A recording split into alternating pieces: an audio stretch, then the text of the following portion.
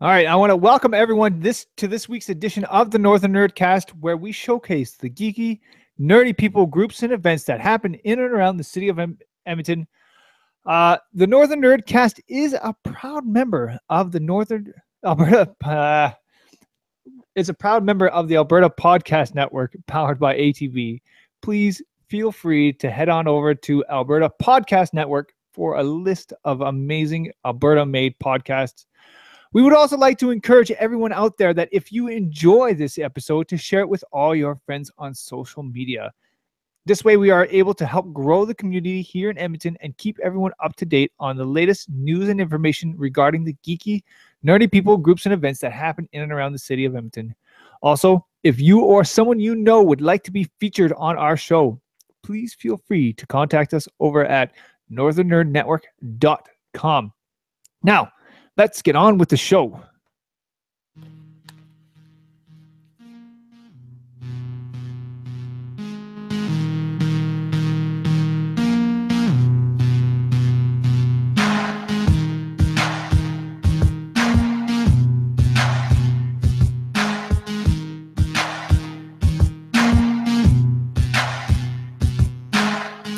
All right, so welcome back to another edition of the Nerdcast. My name is Dan Chelsea, and of course we have none other than the greatest co-hostess, Chelsea Thompson. Say Man, hello. you sell me so much, Dan. It's gonna go to my head one of these days. That is the plan. Yes. Hi, everybody. I'm in disembodied voice today. You get to see this lovely picture of me if you're watching live, but I'm just a disembodied voice today for those watching the video live. I'm house sitting, and the house has potentially spotty internet, so we figured to make sure that I could be here for the podcast tonight, we would go audio only. Yeah, and we really appreciate that you were still able to make it. And of course, tonight we have our very special guest, Jaden Hein, from the Four Color Book Club podcast. Please say hello. Hello, Dan, Chelsea, and people out on YouTube there. Happy to be here. Awesome. Well, all right. So we will talk a little bit later about your podcast. But first off, we like to ask everybody how their week was. So, Jaden, how was your week? It was good. Pretty busy at work right now, so that takes up most of my energy. But yeah, it's good. Yeah. Me and my wife went to the Strathcona Antique Mall today. So that's always very interesting place. They've got so much cool stuff there. It's very nostalgic when I go there because I see toys, video games that I had growing up. So, yeah. That's awesome. How about you, Chelsea? What have you been up to? Well, as I mentioned, I've been house sitting for my cousin. What I didn't mention is that my cousin has 3 dogs and 2 cats. So I've been getting all of the pet love, and it's been amazing. 2 of the 3 dogs have been sleeping on the bed with me. The cats are really old, and so they have kind of their own little room in the house. It's my cousin's office, and so they kind of hole up in there all the time because they're so old they don't really have the energy to be bothered to be around the dogs who have so much energy. So they're just like, ugh, get away from me, dogs. So they stay in their space. So I go in and I sit with them, and they snuggle right up to my face. And so I'm loving it. Especially, I love cats and dogs, but I think I'm a cat person first. And I've been sans cats in my life for quite a while. So I'm loving all of the pet time that I'm having while I'm house sitting. That's awesome. Mm-hmm.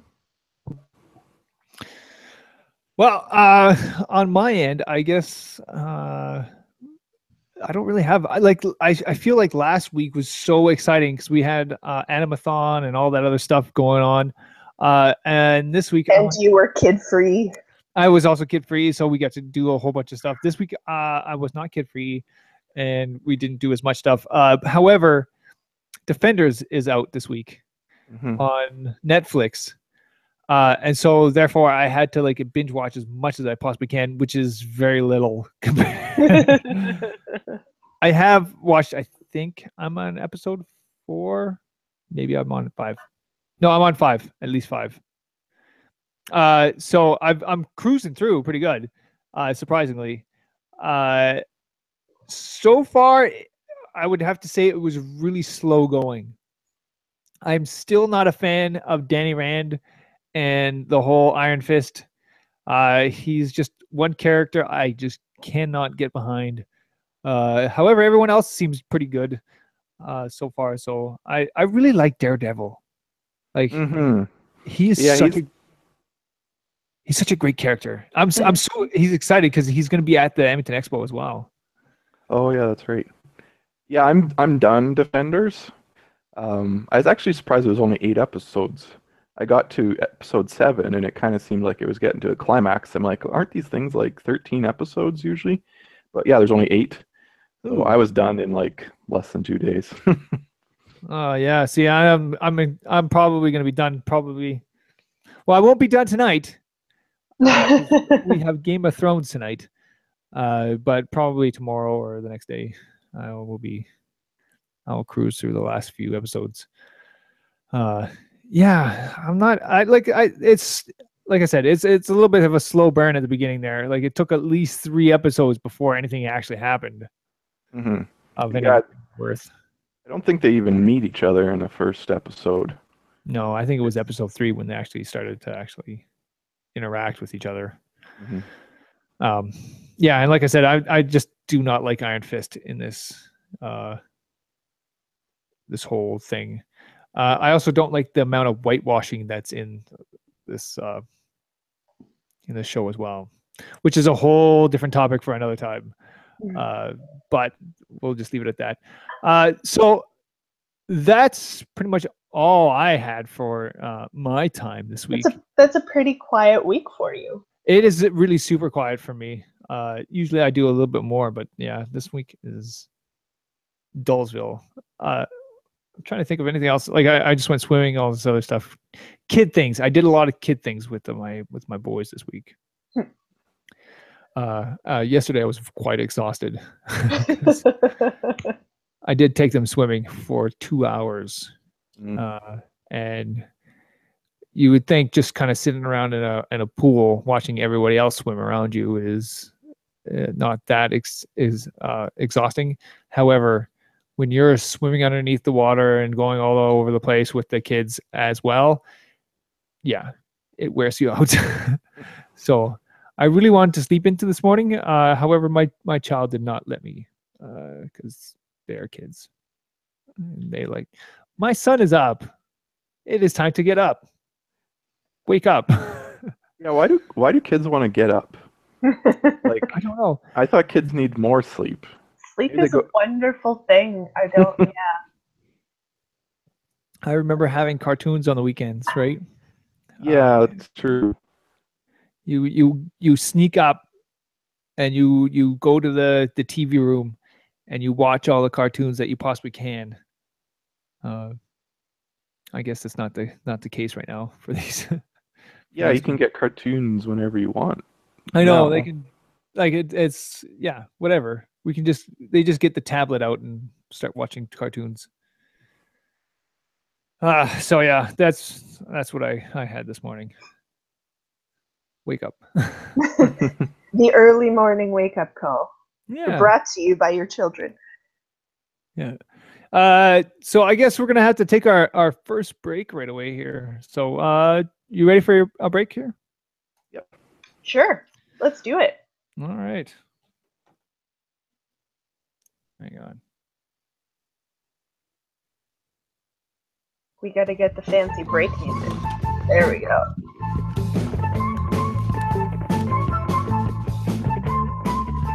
All right. So, Chelsea, did you know that ATB is a proud sponsor of many of the events that we like to attend, such as the Edmonton Expo, the Fringe Festival, and Animathon, so much more? I did know that, Dan. And not only that, they're also involved with so many new and up-and-coming projects, just like the Alberta Podcast Network. That's right. It's incredible to see the involvement they have right here in our own backyard. Yep, that's just one of the many ways that ATB sets itself apart from the other big financial institutions in the province. You can actually see your money in action, supporting amazing projects happening right here in Alberta. Exactly. And it's all part of the amazing initiative, ATB Listens. That's right. And if any of our listeners or viewers want more info about how ATB listens and all the great projects they support in Alberta, you guys can go to atb.com/listens to find out more. That's right. ATB Listens.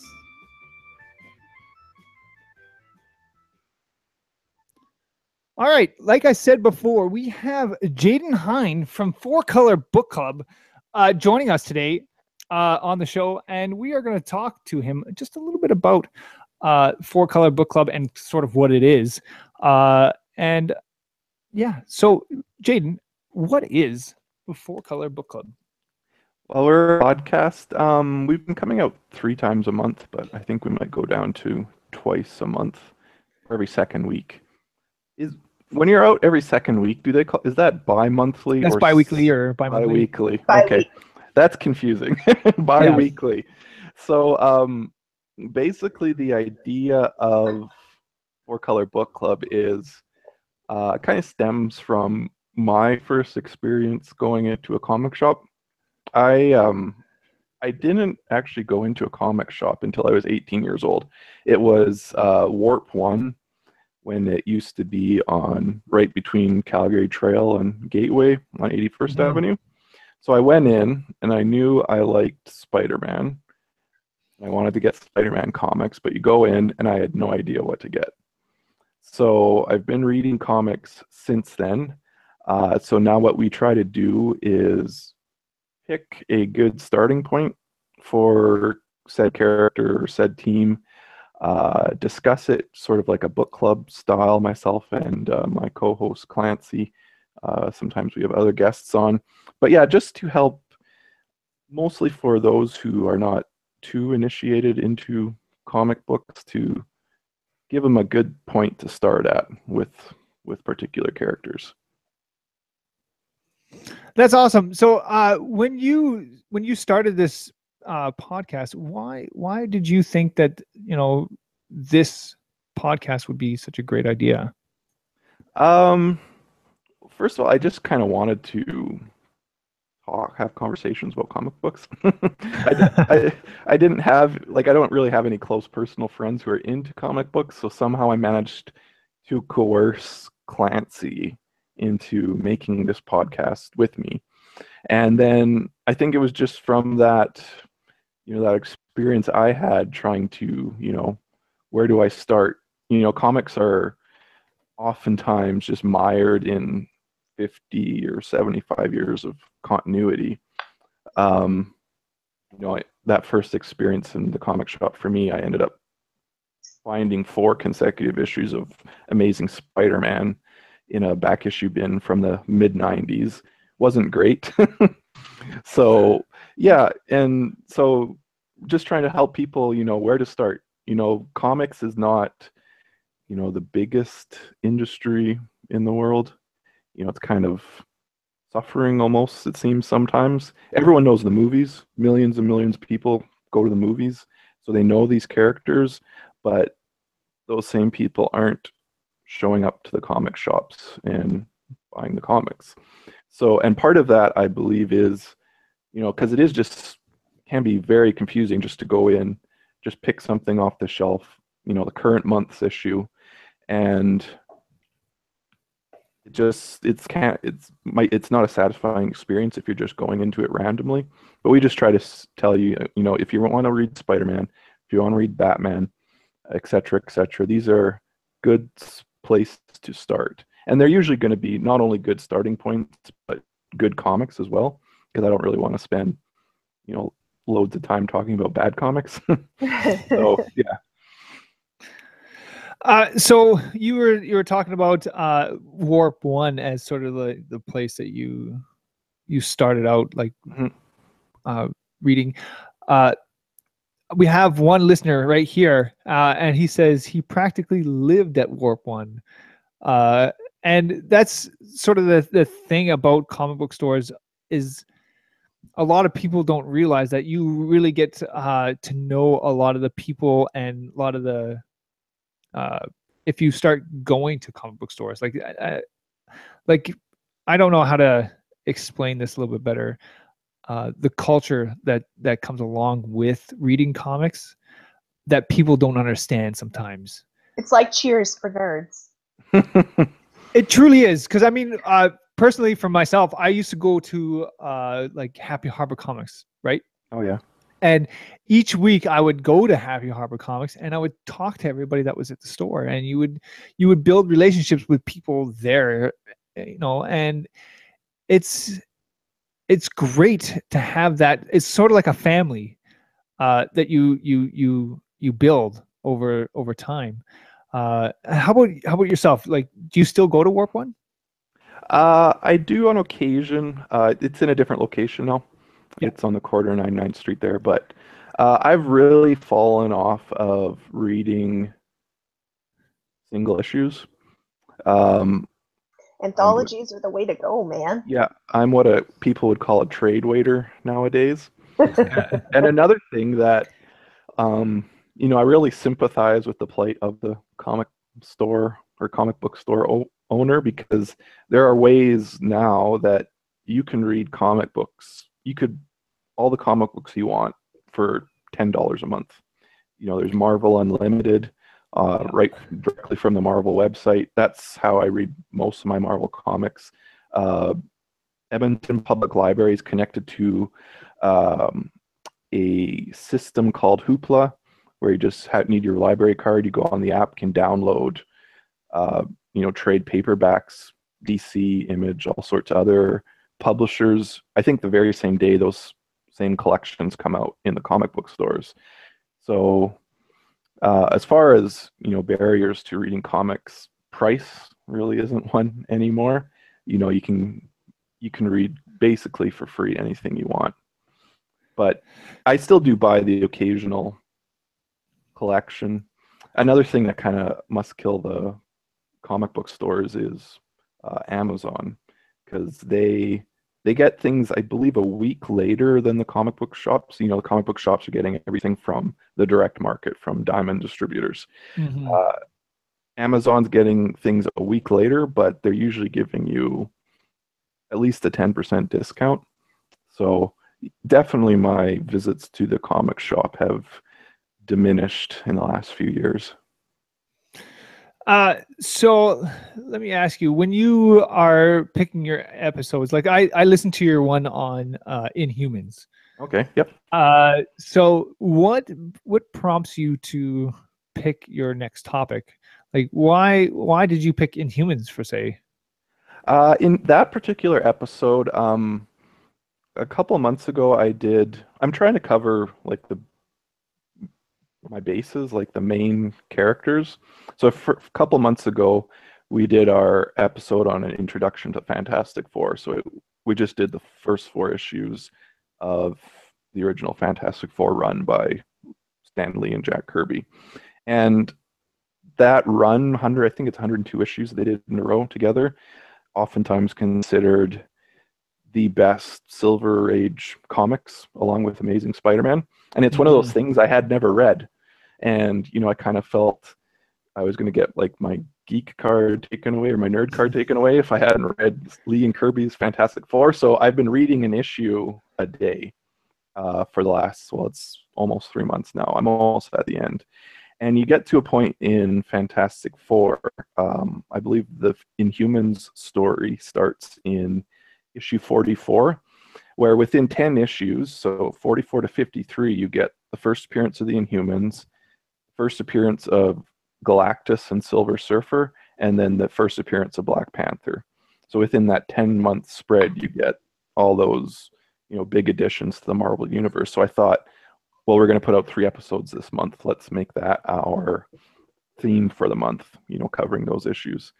But besides that, we did Batman, I think our second episode, just covering the big ones. Batman, of course, will have multiple episodes. There's multiple good places. But yeah, then we've covered a few obscure things like I'm a big fan of the last Spider-Woman series that came out by Dennis Hopeless. So, not the most popular character, but one of my favorite books from the last couple of years. So we did an episode on that. That's awesome. Going back to a little bit of the Inhumans, and just because we are a bunch of geeks and nerds that listen to this show, let me ask you a little bit, because I mean, when I read about the Inhumans back when I was reading the comics, they were really poorly handled. I feel personally, because I believe they were supposed to be on par sort of with the X-Men and that whole kind of line. However, do you think that now, because they're bringing a lot of these shows on TV with Agents of S.H.I.E.L.D. and the Inhumans show that's going to be coming up here in the next little while, do you think they're going to do better now? It's hard to say. The rumor, or how the legend is, that it was probably about 3 years ago, Marvel started really pushing the Inhumans because they own film rights and television rights for Inhumans. They don't for X-Men. And there's sort of similarity in that all the X-Men are mutants, so they all have a similar origin. All the Inhumans, they're kind of a different race, a hidden race, have a similar origin. So it seemed like Marvel was trying to replace the X-Men with the Inhumans. But the Inhumans have never been very popular. I hear good things about the current. I tried some of the Inhumans titles from the last 3 years. Never thought they were that great. I've heard good things about the new one. It's called Royals by Al Ewing. So I'm going to catch up with that when it comes out in the trade. As far as the TV show, like making them popular, I don't know. The trailer's doesn't look very encouraging. I saw a joke on, I think it was on Twitter, someone commenting about that trailer. It said it's really amazing to see what determined cosplayers can do.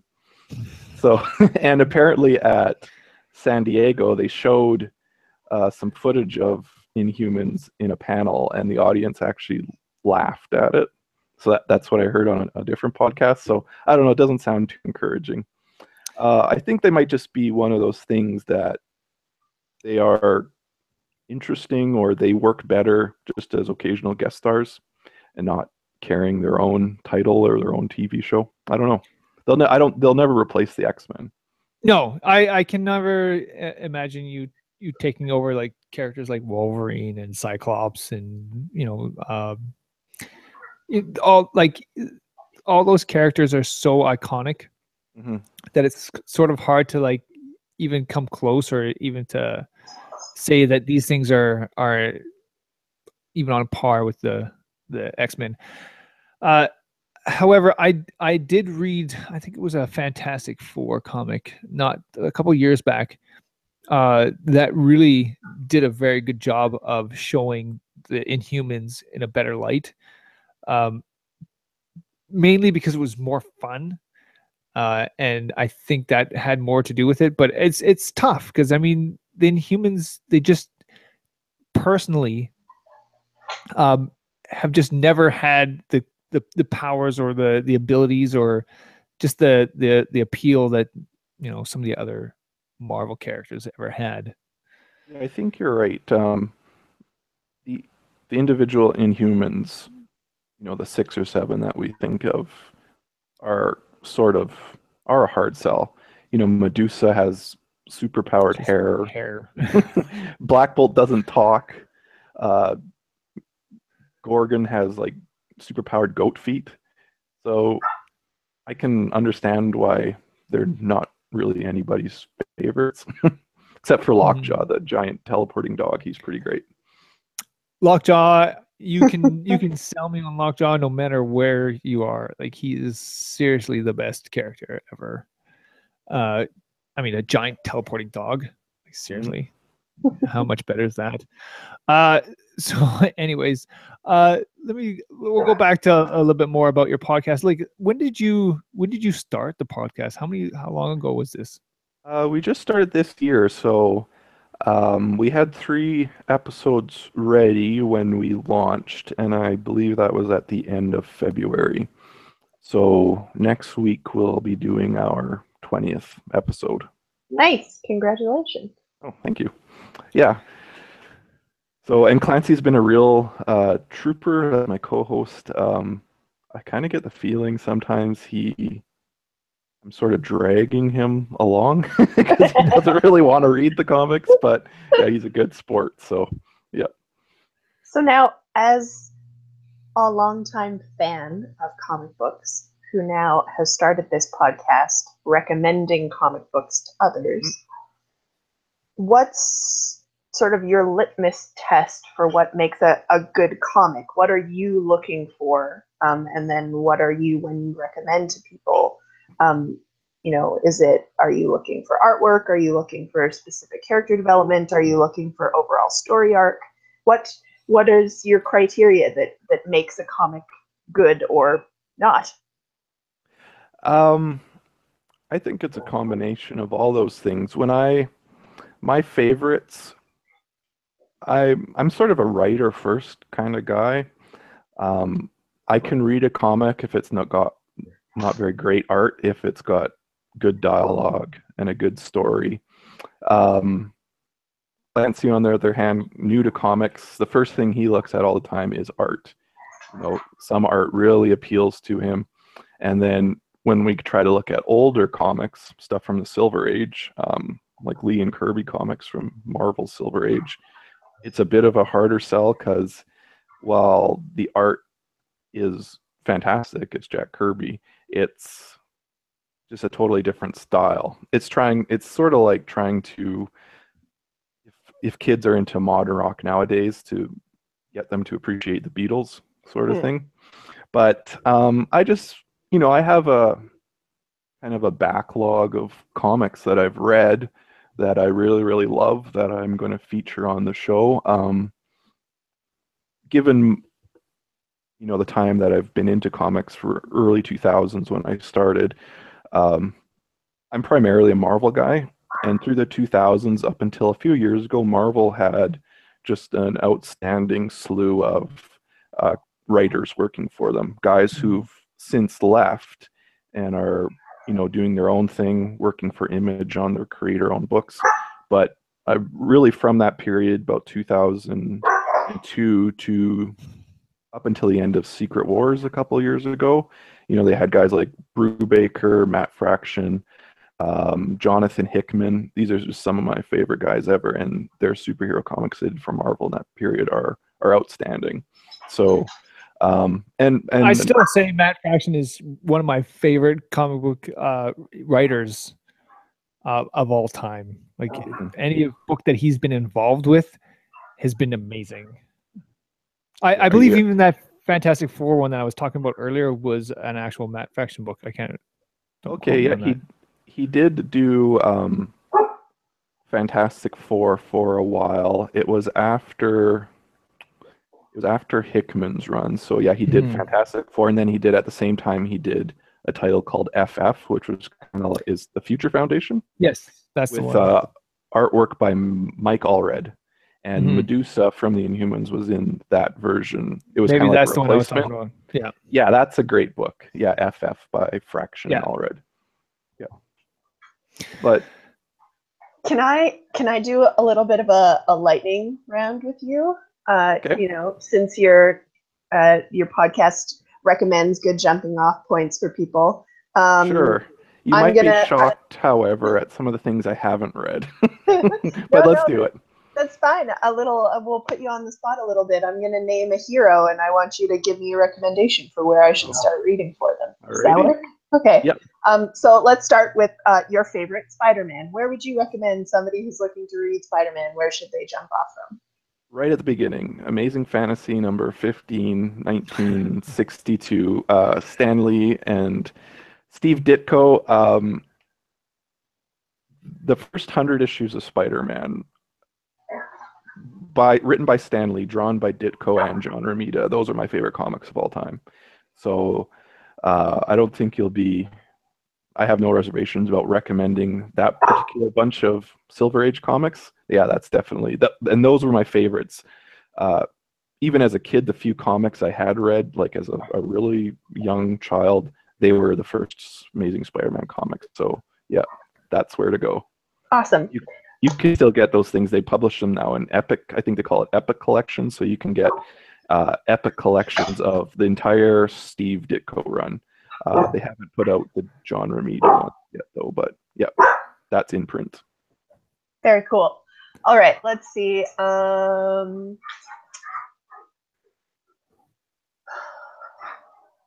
We'll go collectively as a group, but you're welcome to sort of pick apart any of the members. Avengers, so Iron Man, Captain America, any of those guys. Avengers. So we haven't done an Avengers episode yet. I've given some thought to an Avengers, like where do you start with Avengers?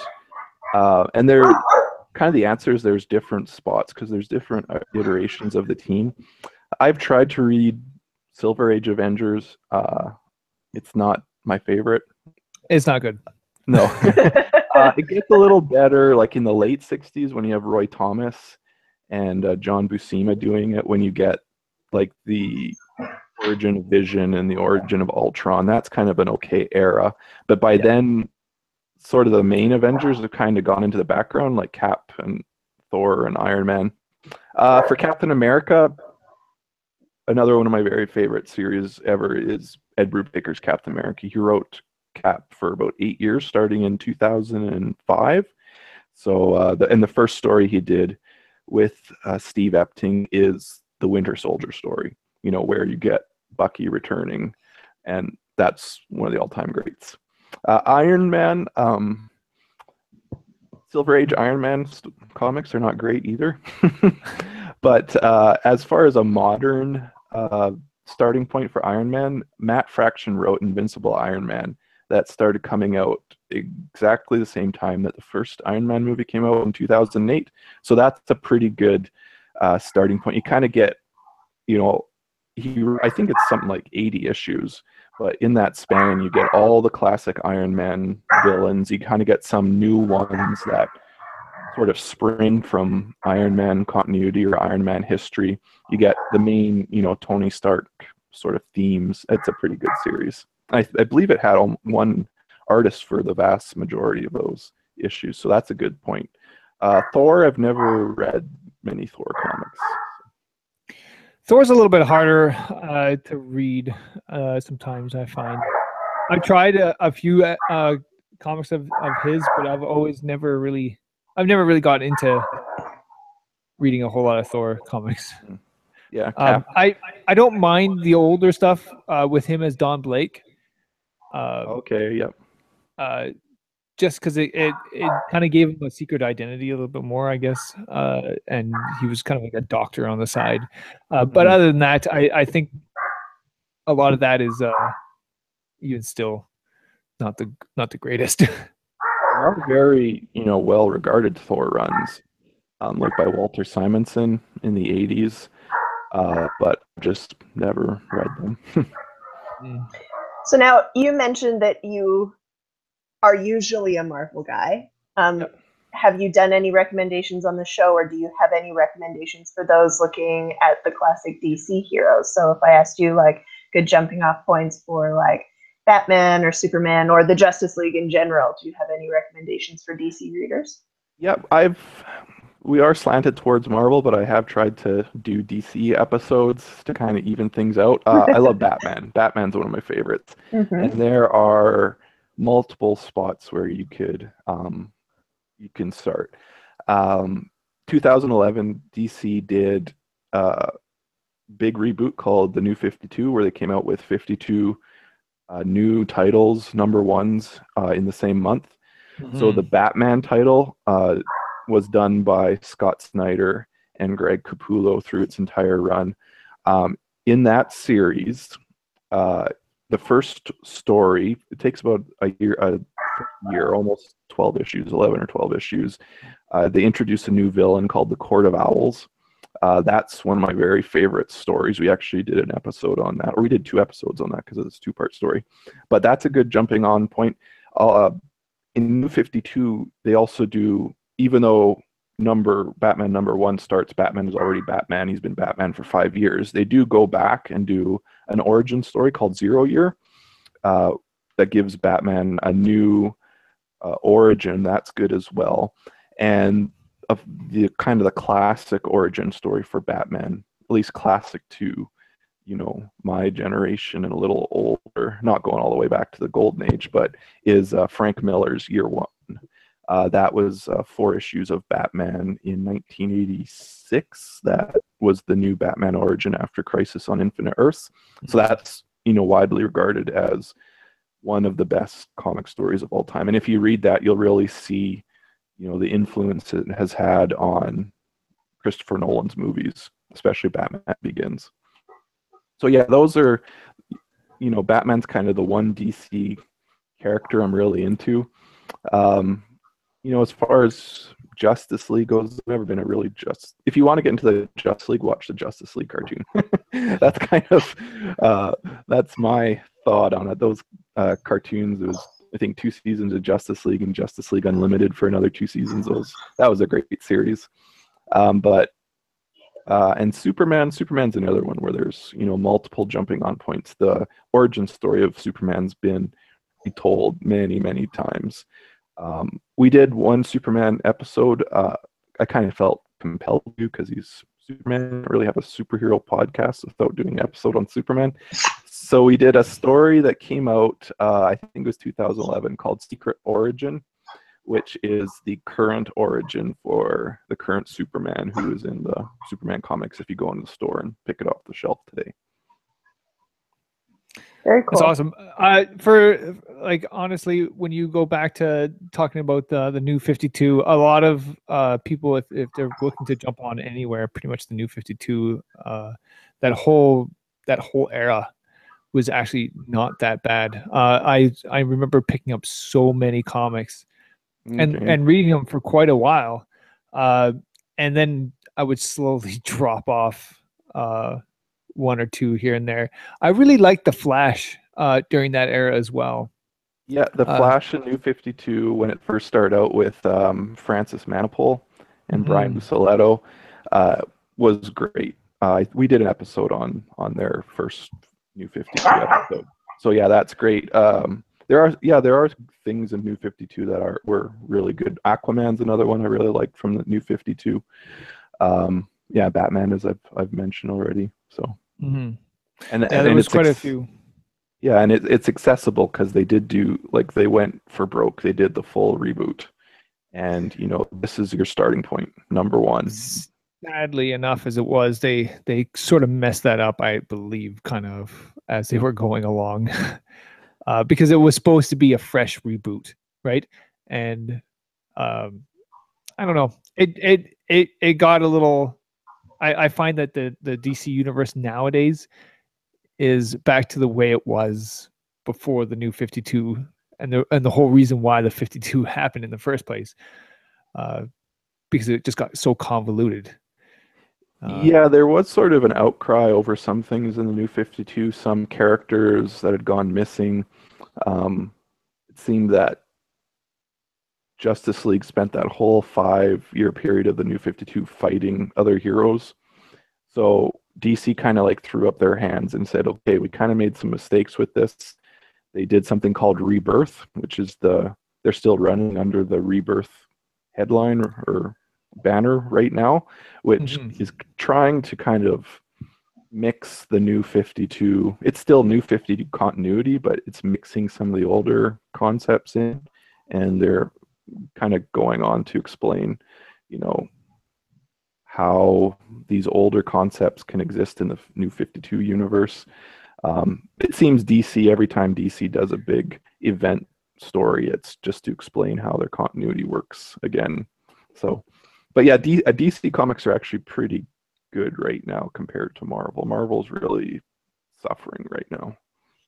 So now, recommendations for if people want to leave behind the big traditional canons of Marvel and DC and wade into maybe more independent comics. Do you have independent writers or artists or particular independent publishing houses that are publishing a lot of great comics right now that you would recommend to people? Yeah, so I mentioned all these names that I followed or I read in Marvel when they were doing Marvel That have now comics. gone indie and are producing their own stuff. Yeah, so they, lots of them work for Image, which is basically it's a publisher, but all the titles are creator owned. So indie comics, but all just published by Image. So Ed Brubaker, a series called Criminal, and Velvet, which are good, both in books. Lazarus by, what's his name? He did Gotham Central. Greg Rucka. Most of the stuff that I follow outside of superhero comics is science fiction. So Lazarus is a science fiction book about a post-apocalyptic future where select families rule the world, and they each have like a genetic super soldier called a Lazarus because they can't be killed. They kind of come back to life if you kill them. That's good. Another sci-fi title I would recommend is Black Science. It's another Image book. It's by Rick Remender. It's kind of like astronauts traveling through different dimensions. But my knowledge of outside superhero comics is not that extensive. We're big fans, all of us on the show, myself and Dan and Trina, of Sex Criminals. Okay. Yeah, I've never read that. Nope. Well, then we make a recommendation to you to check it out because it's pretty great. And a little while back, oh geez, I can't remember his name. He's a guy based out of Toronto who, I don't know. So you were sorry, but before we continue on, you were saying a lot about Matt Fraction, right? Mm-hmm. Sex Criminals is written by Matt Fraction and Chip Zdarsky. Mm-hmm. Yeah. And so you get the humor of, well, basically both of them because they're hilarious. And it's a little bit more than you'd expect. Just saying. I think I'm familiar with the concept. Yeah, I've heard it talked about a lot. Yeah.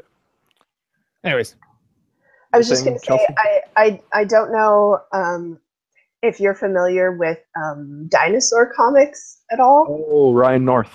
Yes. Okay. So he wrote, was it a 2-book or 3-book series a little while ago called Midas Touch that was also really good.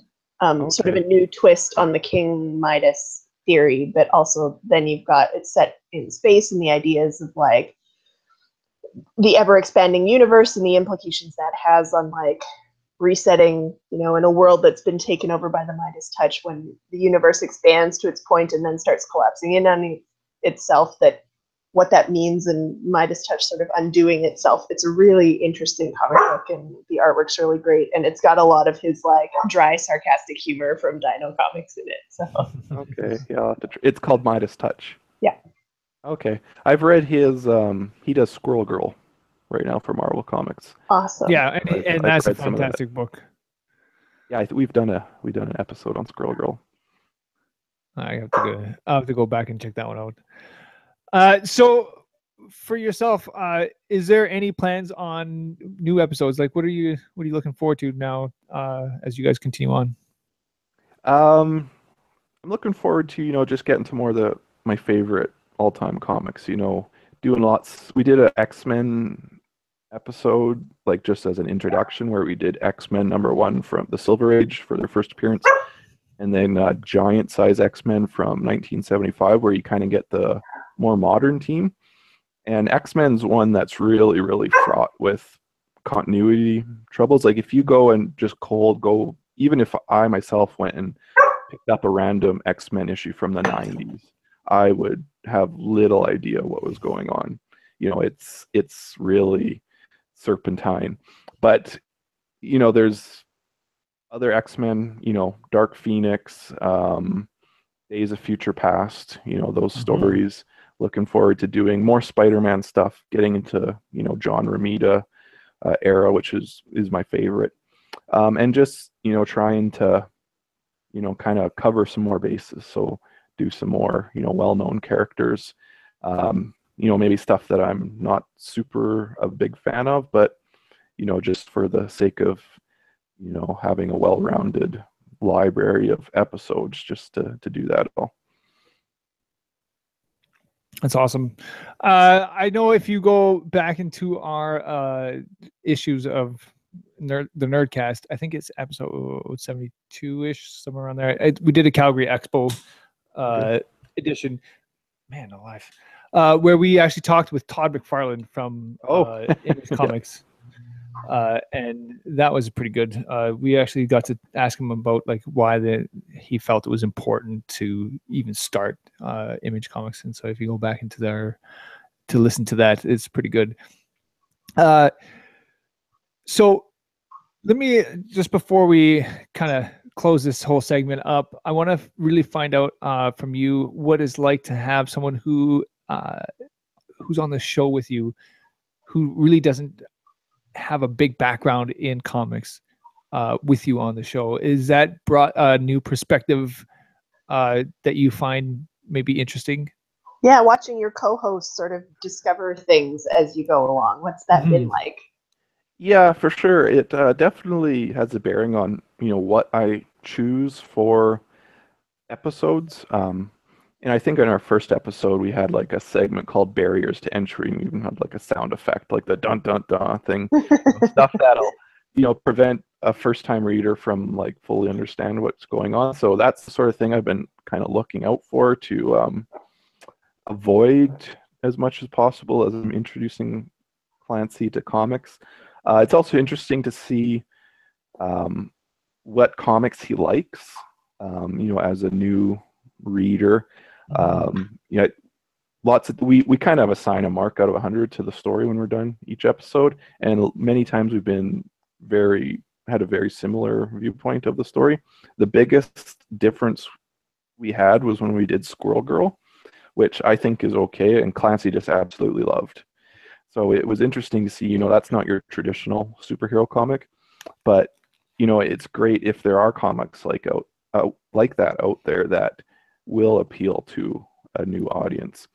And also, when you're talking about new readers, because of the popularity of the movies, people in general, I think nowadays are way more familiar with some of the basic outlines of these things. So you're not really starting from scratch with a person who hasn't read any comics before, because they've seen the Avengers, they've seen Batman in the movies, so they have a little bit of a understanding or a knowledge going in. That's awesome. Okay, so I'm going to ask you real quick, where can people find you guys on the web? So our website is 4colorbookclub.com. It's the number 4 and then color without a U, and then the same on Twitter, and then we are on Apple Podcasts and Google Play. You can search the full 4 spelled out on either of those podcasting services to find us. Well, awesome. So are you guys ready just to take another quick break here? Absolutely. Sure. All right. Give me a second.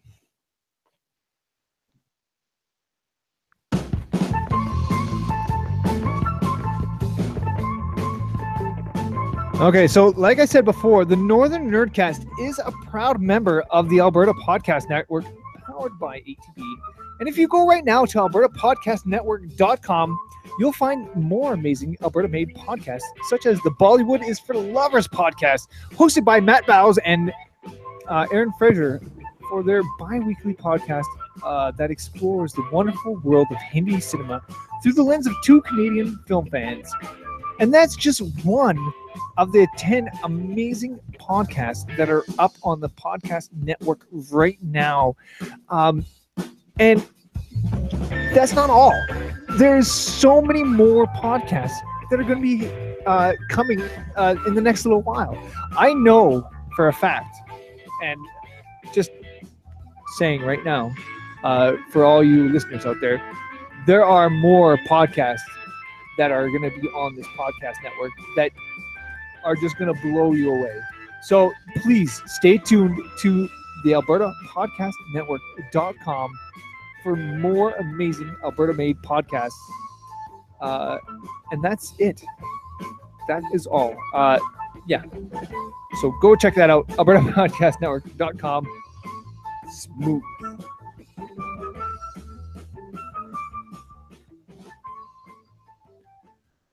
All right, so we are going to go into the last little bit of our show here, which is where we get to talk a little bit more about the upcoming events that are going to be happening in and around the city of Edmonton.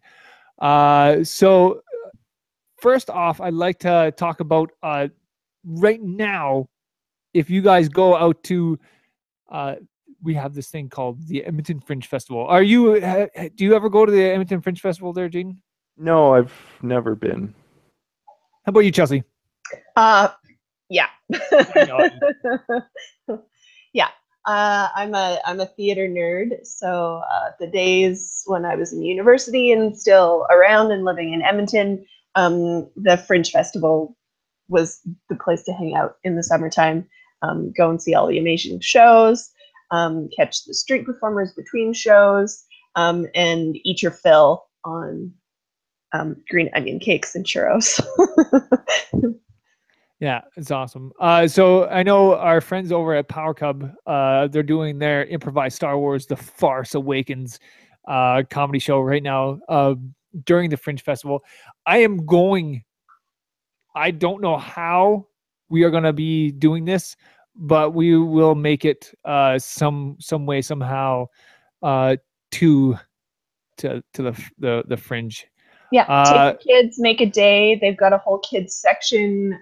Most of the street performers are free, or if you are really impressed by them, then by donation, please donate to them. That's how we keep getting so many awesome street performer acts coming back to the Fringe Festival every year. Yes, you don't even have to buy a ticket and make it into a theater, which again, I highly recommend if you have the time and money to do so. Check out some of the actual plays that get brought into Fringe. But if you don't, just go and hang out on site and make a day of it. There's so much to see and do. I'd also like to point out the fact that the solar eclipse is tomorrow. Thank you, Aaron, for reminding everybody. Yeah, we tried our very best. Apparently, a lot of people were saying you should go get welder's lenses to go look at the sun during the solar eclipse. I know NASA is saying that you need 12 or higher, and as far as I understand, in Alberta, you cannot get 12 or higher because some of the chemicals in the lens are kind of dangerous. So they've kind of banned it in Alberta. So, which is really sad. I know the highest I have is 11. What you're saying is we should just run outside and stare directly at the sun? That'll work? Yes. Go outside. It's totally. You heard it here first on the Northern Nerdcast. Yeah. Don't do that. I actually built my. I built my son one of those little. The viewing boxes. The viewing box. It's a camera, or whatever, the light box. The pinhole. Yeah. Yes, the pinhole camera. So I built him one of those things out of a Rice Krispie square box in our house and some tinfoil. Super easy to do. So if you want a good way to view the solar eclipse, I think that's going to be probably your best bet right now. I know that they were selling some of those eclipse glasses over at the TELUS World of Science. But as far as I can tell, that's pretty much the only place that you can probably buy something that is safe enough for you to actually look at the solar eclipse. So, yeah. What else is there? What's coming up? What's on the calendar, Dan? So like I said, we have the Fringe Festival going on right now. We have Alberta Beatdown that is happening on August 26th. I cannot believe we're almost at the end of August. This is actually happening. We're already this is the 20th of August that we are recording this episode. And so the Alberta Beatdown is happening on the August 26th down at the Steel Heights Community League. This is a tournament that is happening like for video games and all sorts of stuff going on there. So just go check that out. Go to our website, northernnerdnetwork.com, for full details on the event itself. And if you go to there as well, I'm going to I don't have it up right now, but I will put it in there. We have a virtual reality paint night hosted by Inception VR. And this is our VR. Basically, if you go down, I think I can't remember where it is. It's downtown somewhere. On 82nd, so White Ave, just off White Ave. We have Inception VR, which is like a place where we have a bunch of VR units, and they're going to do a virtual reality paint night, which is very intriguing to me. So go check that out. We also have Game A Lot happening on September 29th. But before we have that, well, I guess this is happening at the Kingsman Banquet Center as well, in St. Albert. And this is happening September 29th to October 1st. But before we have that, we have the Edmonton Expo. And that is going to be, that's the big thing, really. The big event of the year. Yeah, so I'm super excited. Some of the guests that they have coming, like Charlie Cox. We were talking about Daredevil earlier. He's going to be down there. We got some William Shatner. Mm-hmm. I mean, really. He's a personal hero of mine. Yeah. So we got that. We got so many awesome guests. We got, two of the kids from Stranger Things coming to the show this year, which I'm a huge fan of Stranger Things. I think it's just a fantastic show. I'm so excited for the new season. And oh my gosh, that trailer is just like so perfect. It's ridiculous. Yeah, you watch it, you're like, how can they get any better? And you watch the trailer and you're like, my goodness, can they capture that era any better? Yeah, it's just awesome. We also have KefCon coming up on September 1st to the 3rd. I don't know why I'm super out of whack on my dates right now. But this is a big board game convention that's happening down at Queen Mary Park Community League. And that is pretty much all the events that we have going on in the next little while. If you do have any events that you'd like to share with us, please feel free to go down to northernnerdnetwork.com and just click on the contacts link up at the top there, and you guys can definitely get in touch with us. Just touch with us there. You can also find us on Twitter and all of the other places that you have social media stuff. Yeah. And remember, gang, if you tweet at Dan, he will tweet back at you. This is true. He loves to engage with people on Twitter. So any questions, comments, concerns, like our just show. Just like Jaden did. Yeah, it's true. That's how I got on here. I was like, please have me on your podcast. And Dan was like, awesome, sweet, come on over. Yes, yeah. I really like your show, actually. And yeah, for sure. So that is all the time we have for this edition. I want to thank Jaden so much for coming on today. Can you tell us one more time before we sign off here where people can find you guys on the web? It's 4colorbookclub.com. Number 4, color without a U. So 4colorbookclub.com, and the same on Twitter. Right on. Well, that is it. That is all. I want to thank everybody out there for watching and or listening to this edition of the Nerdcast, and I'll see you guys on the next one. Bye.